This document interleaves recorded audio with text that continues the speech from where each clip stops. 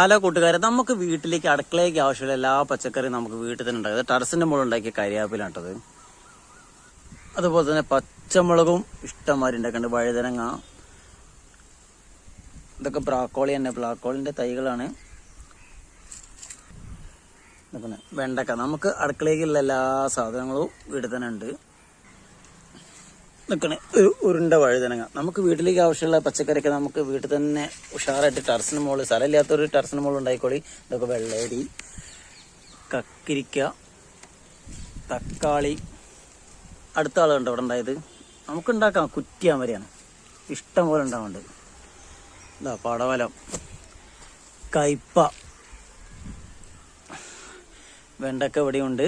ഇതൊക്കെയാണ് ഉണ്ടായി വരുന്ന ബ്രാക്കോളി, അതിലുണ്ടാവുന്നുള്ളൂ.